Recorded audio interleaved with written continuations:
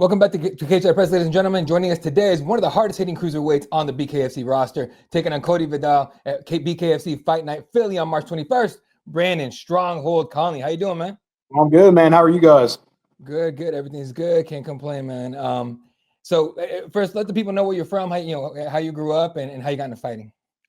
Yeah, man. I'm from just a small town in Chillicothe, Ohio. Got into fighting, started martial arts when I was 6 years old. Went out to our county fair one year, and I saw the sheriff's department was doing tryouts for an amateur boxing league. Started doing that when I was 12. Amateur boxed for like 5-6 years. Transitioned into MMA. Did that. Then a lot of people know I got into powerlifting, and I broke a bunch of like world records doing that. And then somehow I stumbled into BKFC, and the rest is history. There you go. Speaking, we'll get right into the powerlifting because that was amazing. So I saw the one record that I could find. I know you broke a bunch, right? But the one that I'm not gonna lie to you, I read about it a couple of days ago. It was 225 for 60, right? Yeah, yes, sir. Yep, 60 times. Yeah. Could you believe my dumb ass went to the gym today and tried to do like 10? I got to like 12, and I was just like spot. Like it was. You're crazy, dude. You're crazy. That took a lot of training, man, to do that. Yeah, it was rough. Dude, that's wild stuff. But what other records do you hold or do you still hold? Because I know that one got broken like a couple years ago. But what other? Yeah, that one got broken a few years ago. Yeah, just a bunch of state and national bench press records. I've benched like 560 pounds raw at like 220 pounds. Yeah, just things like that. Oh yeah, that's nothing, dude. Yeah. My guy. All right. So Ohio boy. So you were you one of the? I'm assuming you're not like a city guy, right? You grew up fishing and hunting and all that. Yeah, I grew up out in the country. Yeah, not much of a city person. No, how do you like? I mean, I don't know if you live in a city now, like, or if you've been around it, but like, do you prefer country living, nice and quiet? Yeah, I prefer being outside, man, not out in the woods, like hiking, fishing, stuff like that for sure. There you go, man. Not much of that in Arizona, man. I'm out in Phoenix. It's desert. So if you like desert, snakes, yeah. You like snakes, go for it. Maybe go up north for some hunting, but other than that, dude, nah. Yeah, I'll stay away from that life, man. That's all you. I hear you, dude. All right. So when you went into powerlifting, you had like a 10-year break in between fights, dude. That's a long time. So what brought you back? Honestly, dude, we saw where the me and my best friend, which is like one of my main training partners, we just saw the BKFC growing, dude, and getting really popular. And then we always messed around saying like, oh, I think I could beat those guys. I got a good style for this. And then we saw where they started hosting like these open tryouts. So like he talked me into like, training, getting back in shape and going to one of these open tryouts. And he talked me into it, and I went and did it, man. And they like, chose me out of like, I think there was like 60 people at mine. There was a bunch. And then, Nate Shook, gave me the opportunity. So I made my debut in Sturgis, and I guess they liked what they saw. So they must have, dude. They must have, because you have a how do you know how to call it? It's not awkward. It's almost elusive, because there's times where like for the one backyard brawl that I found online of you in it, right? Yeah. You came up and you like gave him like a little shoulder shrug, and he didn't see that left coming for nothing. No, yeah. Like, dude, ever since I fought, I've probably had like 27 fights between amateur and pro. And like, that's always been my bread and butter punch, my left hook, my hard jabs. Like, I'm very lead hand dominant for sure. Dude, and you have a knack of getting your opponents to just cover up. Like, they just can't handle the pressure. Yeah. And at that point, like, for example, this last fight, Keith Richardson, right? Yeah. I got to a point where you heard him, dropped him. You did not rush. You sat back, waited, like most guys flurry, go crazy. You pick your shot. Yeah. My style, man, it's very important that I pick my shots. But like, I can't believe how tough Keith was, for one. Like, I put so much damage on that guy, man, and he was begging for the doctors to let him keep fighting, but his like eyelid was like split in half, and I didn't want to keep punching that guy because he was a super nice guy and out of the ring. So I mean, I was glad they stopped that when they did. But yeah, I think the biggest thing, man, is people don't expect me to be as fast as I am and my footwork to be as good as it is, and they're not used to getting hit that hard, honestly, and I think it just really throws them off. Yeah. No, and you pack a lot of power, and I mean, you're not a small guy, but you're also not like 6'3", right? So no, like they don't see it coming. No, dude, they don't, man. That's why if they cut down to this next weight class for this fight, man, it's going to be very pivotal in my career. I think it's really going to springboard me forward for sure. I think so as well, man. I really can't wait to watch it. So Yeah. in 24, you get that call, right? Donnie Tice, South Dakota, and you know, you go out, you win, everything's great. But I think my favorite part of the story, it was in the middle of a biker rally. Yeah. Dude, okay, what was that like?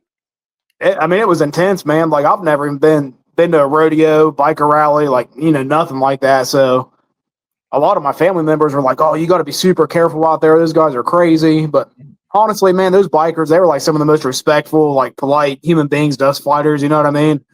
It wasn't nothing like I expected, but it's definitely a rowdy crowd, and yeah, they definitely love the fights for sure. Yeah, man, come to Sturgis, come for the bikes, the girls, the bars, and yeah, let's get some boxing in there. Why not? Yeah, let's put some guys out there to beat each other half to death. Why not, man? Hey, it's a good show. You can't knock it. All right.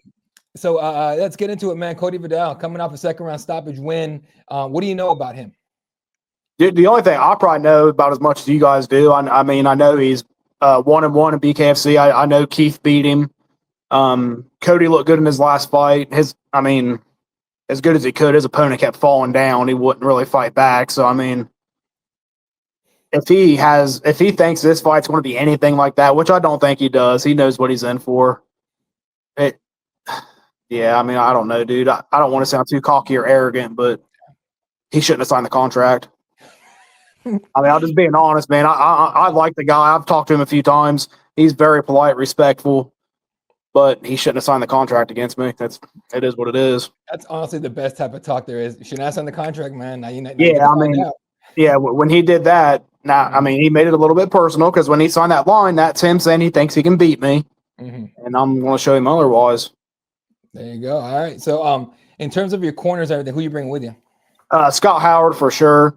He's my head manager, and he's also the owner of Disciple MMA out there in Virginia. And then my buddy that got me into the sport, Josh Elkins. He's like my childhood best friend. So I'll have those two. All right, what are your goals in BKFC, man? Because like you said, it's a growing sport. Now it's got massive names and money attached to it, and they just had bare no, BKFC. They're talking about $20 million, something like that tournament.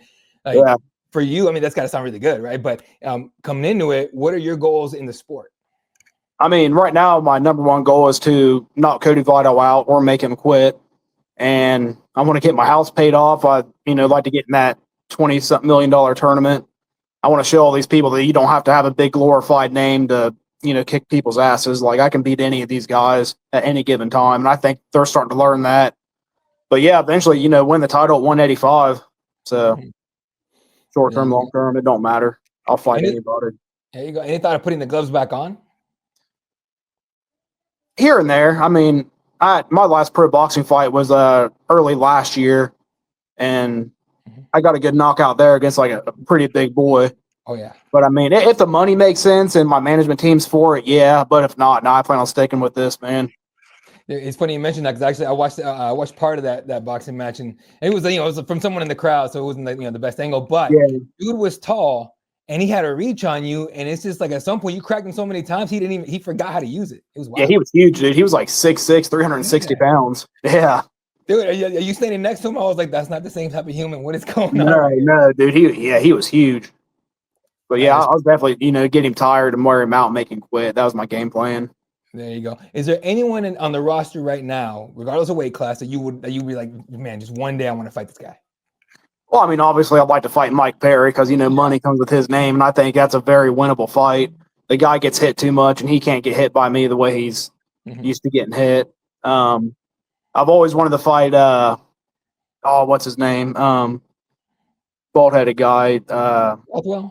Houston Alexander. Yeah, I've always wanted to fight him for some reason, just stylistically. Yeah. But, I mean, there's not, like, no specific, like, I want to fight that guy. I want to fight the fights that make the most money, that are exciting. You put me in there with anybody, it's going to be exciting while it lasts. So, I mean. Dude, none of your fights have let anybody down yet. So I think you're in the right track, dude. Dude, I don't know how to fight boring. Like, it's not it. I don't know how to do it. Like, yeah, that's perfect. I mean, it was UFC 313 coming on this weekend. Justin Gaethje just said, "I'm going back to World Series of Fighting, Gaethje." Yeah, that's all that. And I'm sitting there, I'm like, dude, you just sold the hell out of this pay-per-view, dog. That is crazy. Yeah, I hope he pulls that one off. That's a good one. And you got Alex Pereira. He's one of my favorites right now. There you go, man. Yeah. All right, let's get into some quick hitters here. All right. So these are related, but not really. All right. So the first one. First, who's your favorite combat sports athlete of all time? Of all time, that'd probably be. Oh, I got to pick one. Rocky Marciano. Dude, no one's ever given me that one. Everyone gives me Mike Tyson. I've gotten a couple of Joe Louis and stuff like that, but I've never gotten Marciano. That's pretty dope. Yep. That was my hero growing up, man. Yeah. All right, give me your top three then, because you seem like you had a couple other ones. Okay, yeah. So obviously Rocky Marciano, Joe Frazier, and probably Marvin Hagler. Marvin Hagler, dude. Yeah. Marvin Hagler was a nutcase. Dude, he was a savage. Yeah, dude. That's the way you live it, dude. All right. Yeah. Outside of combat sports, your favorite non-combat sports athlete? Oh, dude. Non-combat sports. I'll probably have to go with probably Brian Shaw. Brian Shaw. Yeah, world's strongest man. Yeah. Yeah. I don't follow, dude. Outside of combat sports and strength sports, I don't really follow anything else. Yeah. You know, it's funny. I leave that question in there just in case I ever get anybody to answer it. Only one person has answered it. It was a Muay Thai fighter, and he said Steph Curry. And I'm like, that makes sense. Okay, yeah. That makes complete sense. But no one else watches anything outside of combat sports, and it makes complete sense when you think about it. So, yeah, it's consuming, yeah. Yeah, 100%. All right, on the day off, you have no work, no training, like literally nothing to have to go do. Where can people find Brandon Conley? Probably out in the woods somewhere hiking with my family, taking my boys out to the trails, doing stuff like that. Yeah, man, that's about it. I don't live a very exciting life outside of what I do in the ring. So, hey, man, father to father, 100% understand that, dude. I totally get it. Yeah. So, your boys that come with you to training? Well, I have a home gym out in my garage, so yeah, they're out there a lot. But whenever I'm not traveling around the spar, yeah, they're always out there. And my daughter, she comes out a lot too. So, yeah. Did you get them all into training a little bit? Oh yeah, they're all very athletic. Yeah, they love it. Perfect. That's the way to go, dude. I got mine. My youngest is 4. I'm getting him to jiu-jitsu next year. I can't wait because he's a savage already. It's gonna be dope. Oh yeah, that's awesome. Yeah. All right, man. If you had to name one supporter, someone who has had your back since day one that you can lean on for anything, who would it be? Yeah, it'd be my best friend Josh Elkins, and then outside of that, my wife Corinne. Yeah, me and her's been together for like 20 years. Dang. Me and my buddy Josh, we've been best friends since I've been like 7 years old. So yeah, those two people. So that's super rare, dude. That is super rare. That don't happen very often anymore. It don't, man. And then honestly, the world would probably be a better place if it did. I'll tell you that right now. Yeah, it definitely would. Yeah. All right, man. On March 21st, the 2300 Arena in Philadelphia, Pennsylvania. What can fans expect from Brandon Conley? Oh man, you can see me go out there. I'm going to break this guy. He's either going to be KO'd or he's going to quit within 2 rounds. It's going to be very violent while it lasts, and you can see me move on to 3-0 and see what the future holds, man. But yeah, it's going to be violent. It's going to be devastating. Patience, power, precision, man. That's what I keep telling Chris Lytle. That's what I'm going to keep doing. There you go, man. The post-fight interview, just all you have to say is, shouldn't have signed the contract, dude. What you going to do? Simple. He could have avoided all this. There you go. There you have it, folks. Ohio's own Brandon Conley, who takes on Cody Vidal at BKFC Fight Night Philly on March 21st. BKFC.com to find out how to watch and get your tickets. Do not miss it because Stronghold is set to put on a show. Brandon, thanks for the time, man. Yeah, no problem, buddy. Thank you.